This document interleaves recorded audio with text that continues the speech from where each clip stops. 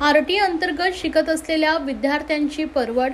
शाळा सुरू होऊन 15 दिवस उलटले तरी विद्यार्थ्यांना गणवेश आणि पुस्तके नाहीत.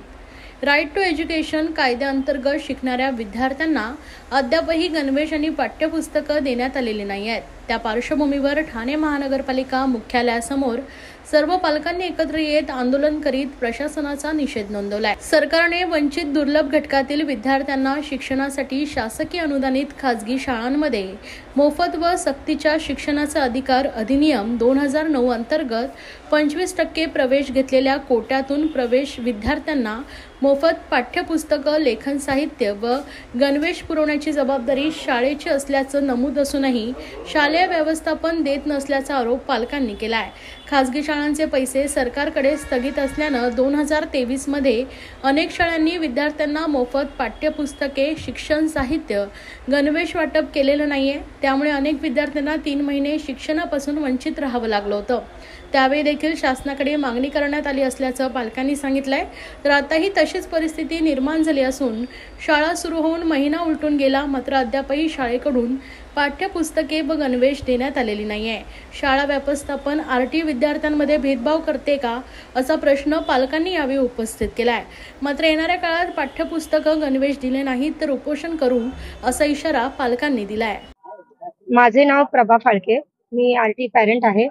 माझा मुलगा आता 6वीला गेलेला आहे आणि इंटरनॅशनल स्कूलमध्ये 6वीचं हे शिक्षण फार, तुम्हालाही माहिती आहे की SSC बोर्डपेक्षा इंटरनॅशनल स्कूलचं पोर्शन फार मोठं असतं. आणि आज तब्बल 15 दिवस झाले माझा मुलगा विना पुस्तकं घेऊन वर्गात जातोय. त्या बालमनावर काय परिणाम होत असेल हे आपण सांगू शकत नाही. मुलगा जातो, टीचर विचारतात, त्यांच्या हातात पुस्तकं नसतात, त्यांना उभं करतात आणि या सर्व गोष्टीमुळे त्यांना शिक्षण घेताना फार अडचणी येतात. अर्थातच त्यांच्या मनावर हे कोरलं जातं की आम्ही आरटीचे विद्यार्थी आहोत. आज पुस्तकं ही 10,000ची आहेत, गणवेश हे 3,000चे आहे. म्हणजे तब्बल जवळजवळ 15,000चा हा खर्च हा सामान्य विद्यार्थ्यांना परवडणारा नाहीये. ही 15,000मध्ये आम्ही ग्रॅज्युएशन पूर्ण केलेलं आहे आणि आज एका वर्गाला जर आम्हाला एवढी फी आणि बाकी खर्च तर इतर असतोच, आम्हाला ट्रान्सपोर्ट असतो, इतर खर्च भरपूर असतो आणि त्यातूनही जर आम्हाला शिक्षणासाठी जे महत्वाचं पाठ्यपुस्तकं हवी आहेत, गणवेश हवा आहे, त्या मुलांमध्ये शोभून दिसणारे आमची आरटीची पण हवी आहेत ना मुलं, तर यासाठी आम्ही धडपडतोय. पण प्रशासन या गोष्टीकडे दुर्लक्ष सतत करतंय. म्हणून या गोष्टीमुळे आम्हाला 3 वर्ष झाले कंटिन्यू आम्ही या गोष्टीसाठी दरवर्षी असं 2-2 महिन्यानंतर आमच्या मुलांच्या हातात पुस्तकं येतात आणि त्यावेळी परीक्षा तोंडावर आलेली असतात आणि मग रिझल्टवर याचा परिणाम होतो. मग ह्या सर्व गोष्टी आम्ही दरवर्षी सहन करतोय.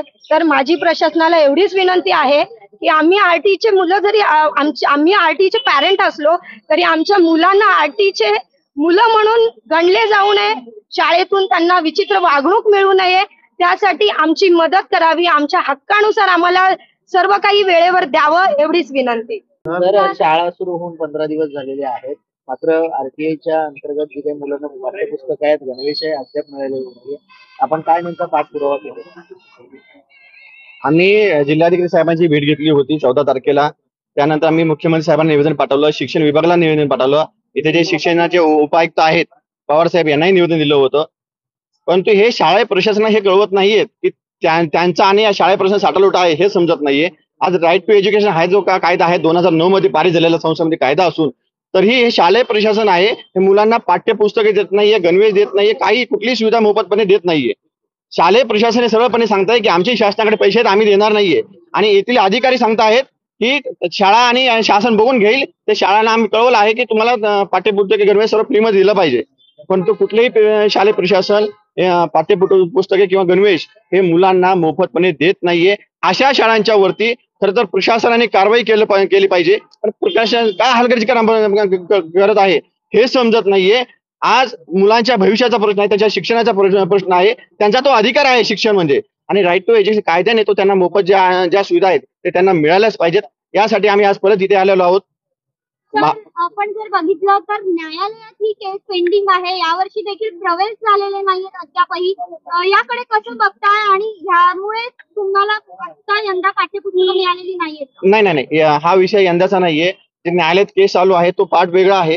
हे जी पॅरेंट्स आहेत यांची मुलं ज्या अगोदर राईट टू एज्युकेशन मध्ये ज्यांनी ऍडमिशन घेतलेलं आहे 1ली ते 8वी पर्यंत त्यांना तर हे मोफत मिळाले पाहिजेत. कारण आता जी लिस्ट लागायची आहे ती जुलै महिन्यामध्ये लिस्ट डिक्लेअर होईल. पण त्या अगोदर जे मुलं शिक्षण घेत आहेत राईट कायद्यामधून अगोदरपासून त्यांना तर त्यांनी शालेय व्यवस्थापने गणवेश आणि पाठ्यपुस्तके मोफत द्यायला हवी आहेत. त्यांनाही तुम्ही देत नाहीयेत. त्यांचा अधिकार त्यांना ते मिळाला पाहिजे. का वाटतं मुख्यमंत्री ठाण्यातले आहेत, एकीकडे दिल्लीमध्ये शिक्षण मोफत आहे, मात्र या ठिकाणी महाराष्ट्रात अशी परिस्थिती आहे. नाही, मुख्यमंत्री साहेबांचं जराही ठाण्याच्या इथे लक्ष नाहीये. सर्वत्र हाकार माजलेला आहे. निदान मुलांच्या भविष्याचा विचार करून आम्ही तर पूर्ण महाराष्ट्रभर जे 1,10,000 विद्यार्थी शिक्षण घेत आहेत राईट टू एज्युकेशन कायद्यामधून त्यांच्यासाठी आम्ही लढत आहोत. पण जर मुख्यमंत्री साहेब जर ठाणे जिल्ह्यातील पालक म्हणजे ठाणे जिल्ह्यातील असून सुद्धा ते जर हे प्रश्न सोडवू शकत नसतील ते खूप मोठं दुर्दैव आहे.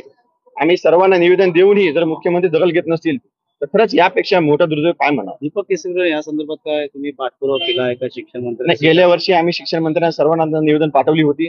परंतु दीपक केसरकर साहेबांना त्यांनी तर अगोदर असं केलं की हा कायदा रद्द करून टाकला होता.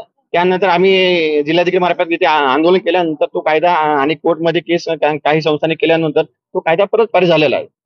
परंतु दीपक केसरकर साहेबांना विनंती करतोय तुम्ही जे मुलं शिकतायत 1ली ते 8वी पर्यंत राईट टू एज्युकेशन कायद्यातून त्यांना तरी मोफत शिक्षणाच्या कायद्यानुसार तुम्ही गणवेश आणि पाठ्यपुस्तक ते द्या.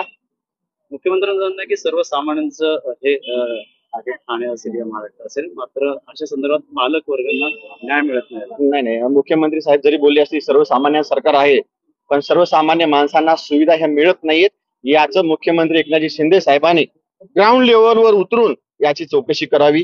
आम्ही खोटं बोलत असेल तर आम्हाला शिक्षाही द्यावी.